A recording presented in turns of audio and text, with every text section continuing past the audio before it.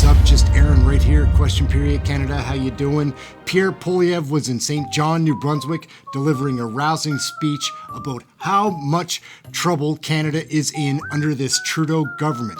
We need an election, guys. I heard there might be one in the spring. I don't know if that's going to happen or not. It might be like 2025. God almighty, what are we going to do? Anyway, Poilievre is the guy we follow on this channel very closely. He's very entertaining to watch and makes his points so clearly. Let's take a couple of minutes and watch Pierre Poilievre. The French is cut out. It's just him speaking English, the best parts of his speech.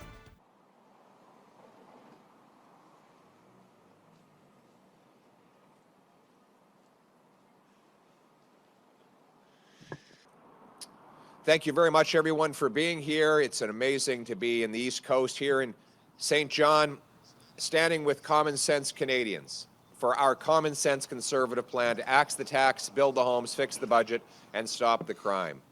I was just in Moncton meeting with workers. Soon I'll meet with St. John police, business leaders, and other local common sense Canadians.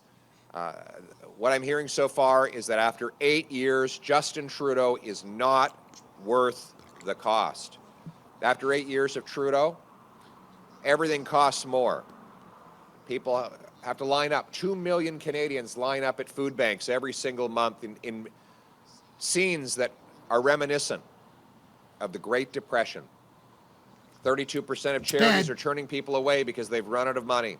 8,000 people have signed up for a Facebook network that shares tips on how to jump into a dumpster in order to get yourself a meal, because that's how desperate people have become. I just learned that a local military base has 50 of its members going to the food bank here in New Brunswick. We've just come from St. John's, Newfoundland, where I met with the food bank there. Their demand is up 45% in 4 years, in part because Trudeau's carbon tax on the farmers and fishers who produce the food and the truckers who ship the food. They're having to bail out other food banks that are worried they might have to go under. After 8 years of Trudeau in St. John's, things have gotten so desperate that families cannot bury their deceased loved ones. There are 28 dead bodies, so bad, in chilling containers outside of the hospital in St. John's next to a dumpster because their families cannot afford a burial or a cremation. This would have been unimaginable before Justin Trudeau. He's doubled housing costs after having promised to bring them down. Rents up over 100%, mortgage payments up 100%. A down payment takes 25 years to save up in Toronto. You used to be able to pay off a mortgage in that time. 67% of Canadians believe, after 8 years of Trudeau, that the next generation will be worse off than the one that came before. 50 military families in Aramonto, New Brunswick, are using a food bank.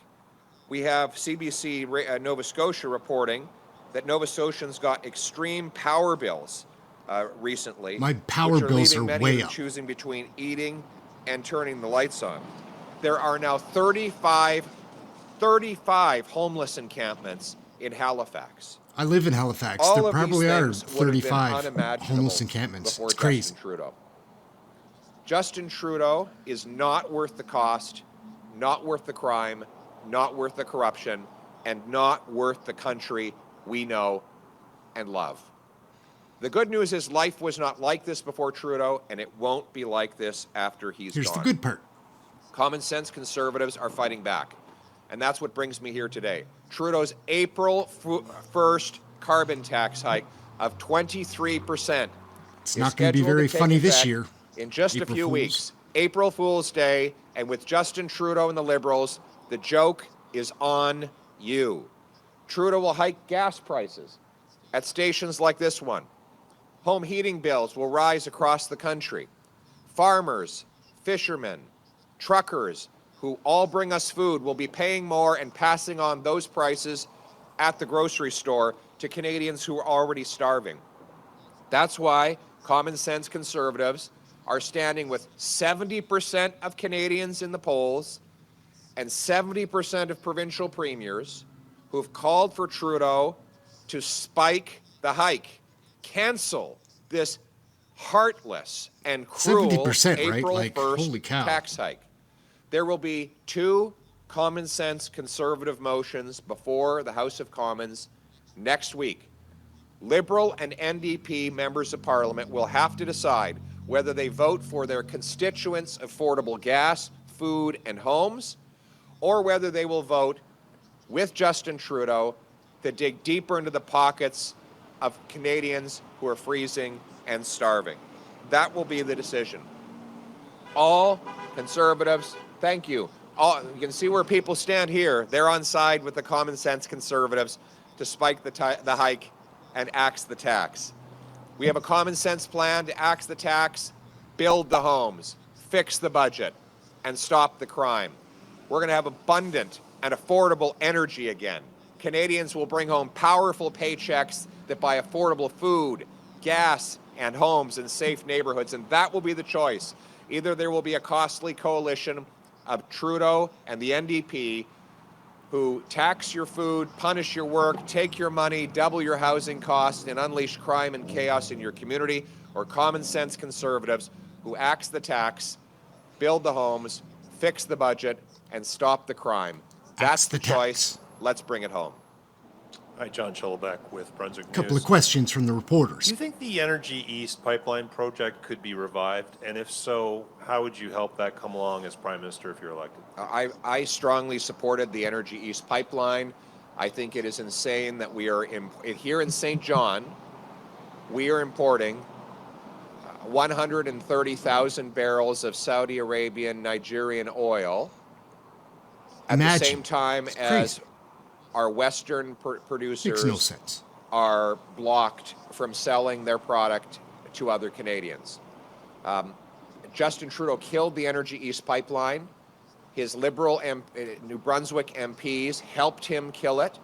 They did nothing to champion the jobs of New Brunswickers or of Western Canadians.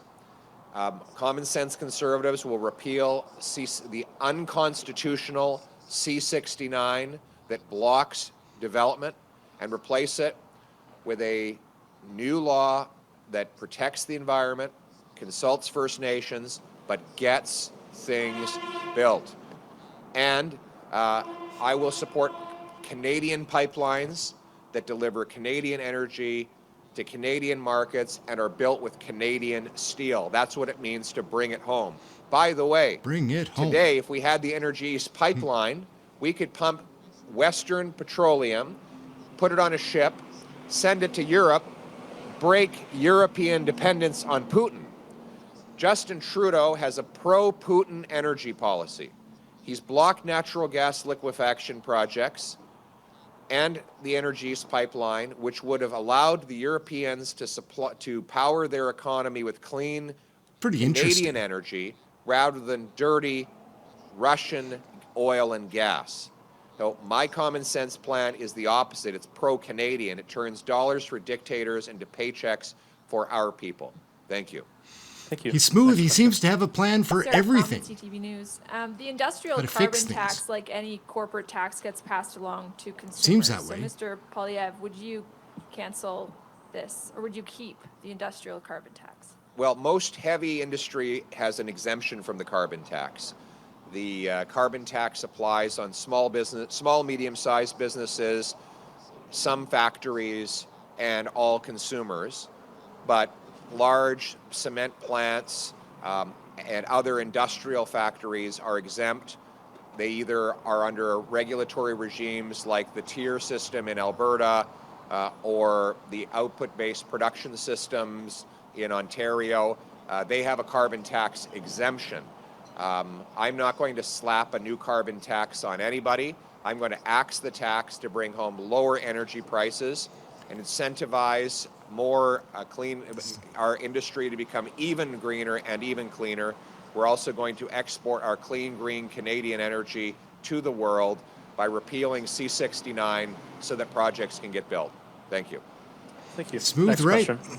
It Jacques sounds Poitras good. from CBC News. This is a We question just for my need an colleagues in election Ottawa. to find Should out. the Prime Minister have said yes to Premier Legault's demand to transfer all immigration powers to Quebec? The Trudeau caused the crisis. Let's start with that. He unleashed chaos in our immigration system There is by chaos. keeping Roxham Road open for years after the Americans offered to close it, by removing the visa requirement for Mexico that conservatives, common sense conservatives, had put in place, which led asylum claims to rise from 250 to 17,000 Imagine. in just 8 years, with almost 90% of those claims not found to be legitimate by the Immigration and Refugee Board. More than half of the intake of refugees have been going to Quebec, even though that province has only 22% of the national population. Obviously, that has put massive, by the Liberal government's own admission, that has put massive strain on housing and social services. Where do they live? My commitment is to reinstate common sense conservative immigration policies that block illegal immigration, that discourage false asylum claims, that bring legitimate refugees, economic immigrants, and family members here to be part of Canada, but do so in an orderly fashion with numbers that line up with the availability of social services and housing. And of course, we would work with all provinces, including Quebec, to do that. Thank you. Okay. Thank you. Immigration's a problem. We'll have time for Bringing one in more so question. many people when they have nowhere so they scheduled can to have afford a to dinner live this evening with Premier drives Higgs. costs I up. just wondered what you thought of your relationship. What is your relationship with Premier Higgs, and what policies are you aligned on? First and foremost, the carbon tax. Premier Higgs has joined with common sense conservatives across the country to axe the tax. And tonight I will thank him and all New Brunswick conservatives for locking arms with us on that. Premier Higgs and all New Brunswick conservatives understand that people in places like St. John, in Moncton, in Fredericton can't afford yet another Trudeau tax. What they need is affordable, abundant energy, and that's what they will get when I axe the tax. But the last thing we want is for, after I axe the tax, for there to be another Trudeau-style provincial government that puts it back on. And that's the risk. Whenever you vote Liberal, you should hold on to your wallet because they'll be coming for your money. Thank you. All right. Thank you very much. Let's bring it home. Thank you. Thanks, guys. Appreciate it. Go say hello to these nice people. So gang, what's the deal? It seems like Canadians can relate to Pierre Poilievre much more than they can to our loser Prime Minister. Trudeau's a joke. Like when you see him speak in public, it seems so phony and fake because it is phony and fake. That's Trudeau. I don't know why he is that way. He seems to be that way. Fingers crossed Poilievre is the man that he seems to be. We'll have to wait and see. We do need a federal election to get rid of this corrupt NDP Liberal coalition government, get rid of Trudeau and his terrible cabinet of losers that are bringing us down. This carbon tax has to go. We'll have to get immigration under control, housing under control, grocery prices under control. My name's Aaron. Like and subscribe, leave a comment. I love that stuff. And we do live broadcasts of the question periods daily every time they're on the House of Commons floor. We do other live broadcasts, other videos. We do lots of shorts. It's fun. Canadian federal politics, learning all about it, trying to share that with you as I learn, because I'm just learning. That's part of the fun though, and trying to figure out how we can get this back on course and never happen again. So that's it. Check you out next video. Thank you very much for watching. Remember to stay warm and have something healthy to eat today. We'll catch you next time.